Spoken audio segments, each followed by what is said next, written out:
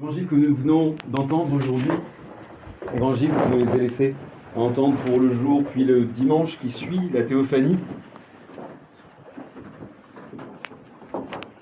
est un évangile qui est axé sur la pénitence. C'était le message de Saint Jean-Baptiste. Repentez-vous, faites pénitence, pleurez sur vos péchés, car les pères l'enseignent, il faut absolument pour être transformé, pour devenir une créature de nouveau spirituelle comme nous l'étions, retrouver cette grâce que nous avons perdue par le péché originel. Si pour tout cela, il faut ce baptême que figure le baptême du Seigneur et qu'aujourd'hui nous donne l'Église, ce n'est pourtant pas suffisant. Il ne faut pas que le baptême extérieur, il faut le repentir intérieur, ce que les Grecs appellent la métanoïa, et c'est ce que certains pères appellent aussi le baptême des larmes. Il faut pouvoir faire retour sur soi-même, regarder avec lucidité ses péchés et pouvoir ainsi se transformer par la grâce du Christ.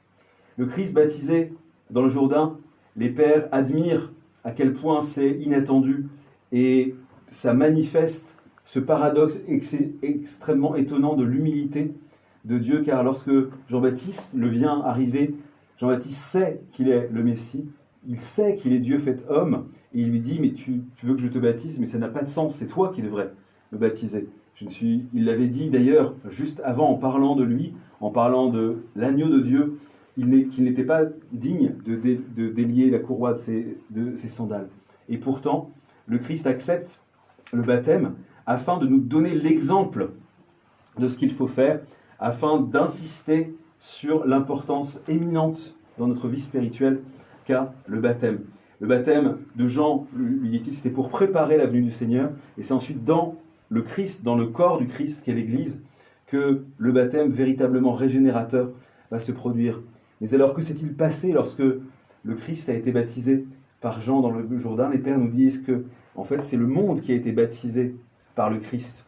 Cette eau qui était celle du Jourdain dans laquelle le Christ s'est plongé, a été à ce moment-là purifié par le Christ, car lui était le tout pur, le tout autre, et il n'avait pas besoin, évidemment, de ce baptême rituel manifestant extérieurement le repentir.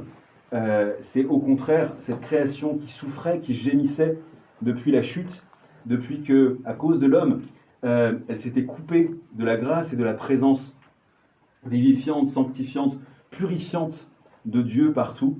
Cette grâce, la nature, la création, l'a retrouvée entièrement au moment du baptême dans le Jourdain. Aujourd'hui encore, lorsque la théophanie est célébrée, selon le calendrier traditionnel, il n'est pas rare qu'il se passe des choses étranges dans la rivière du Jourdain qui existe encore. On a certaines vidéos qu'on peut trouver avec certaines qui suggèrent que il y a des phénomènes étranges, et notamment le cours du fleuve qui, à un moment donné, s'arrête et même se retourne. C'est ce qu'on chante également dans le canon, dans le tropère, le fait que le Jourdain arrête son flot. Il manifeste ainsi sa vénération en ce que des choses étranges, des choses inexplicables se produisent dans ce fleuve du Jourdain où a été baptisé le Seigneur, au moment où on commémore ce baptême, où on commémore cette théophanie, cette manifestation de Dieu. On nous dit que Dieu, c'est la lumière qui apparaît, qui brille dans les ténèbres, et évidemment, il va se révéler à notre intelligence. Si nous faisons preuve d'intelligence, si nous raisonnons, nous pouvons comprendre qu'il y a un Dieu. Si nous écoutons l'Évangile, nous savons, nous sentons que l'enseignement du Seigneur est ce qu'il peut se faire de plus haut moralement. Donc il éclaire notre intelligence, il éclaire notre cœur, mais il nous éclaire aussi sur nous-mêmes, car c'est face à la lumière du Christ que nous pouvons véritablement nous voir comme nous sommes, c'est-à-dire imparfaits, c'est-à-dire pécheurs, c'est-à-dire pleins de défauts, et c'est en même temps auprès de lui, parce que nous sommes en lui, nous sommes intégrés à lui dans son corps qu'est l'Église, par le baptême, c'est ainsi que nous pouvons le recevoir pleinement en nous et faire en sorte que il nous transforme de l'intérieur. La dernière chose que on pourra remarquer aujourd'hui, c'est que l'Évangile, tout de suite, sans aucune transition après le baptême du Christ, nous le montre dans le désert tenté par le diable. Car, comme on le sait, et il ne faut pas en avoir peur, c'est pour autant ça qu'il faut, il faut s'y préparer, dirons-nous, c'est que la vie spirituelle est un combat.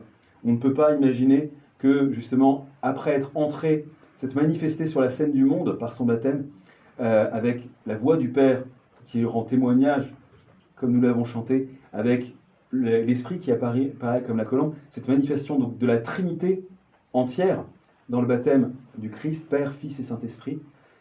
Malgré cette manifestation, eh bien, il y a tout de suite un combat, et c'est la même chose dans notre vie. C'est-à-dire que si nous voulons nous rapprocher du Christ, si nous voulons nous sanctifier avec et par et pour le Christ, nous allons nécessairement avoir des tentations, nous allons nécessairement avoir des combats, nous allons nécessairement devoir rentrer dans l'arène pour combattre l'ennemi du genre humain, mais avec la grâce du Christ, la grâce notamment que nous recevons dans les sacrements, nous pourrons triompher et être couronnés pour les siècles des siècles. Amen. Au nom du Père, du Fils et du Saint-Esprit.